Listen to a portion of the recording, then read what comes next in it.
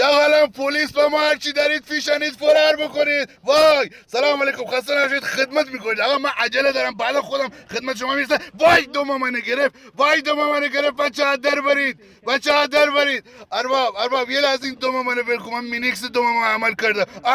آی همون دومو بگیر، همون دومو بگیر. گردن من درد میکنه، موتکار عوض کردم دیشب، گردن درد دارم تا الان. ارباب جناب سروان یه لحظه اینو ول میکنی، شاید با گفتگو حل بشه. جناب سروان من همکار شما هستم ها.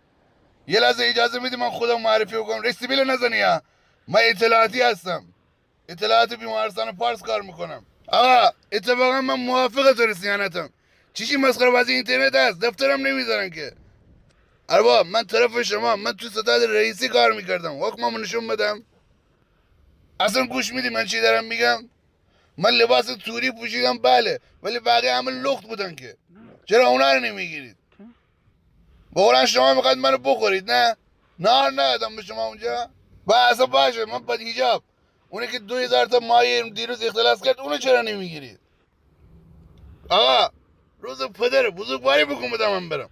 بقولن جبران میکنم، لوله کشی تاسیسات هر چی داریم رایگان برای تو انجام میدم.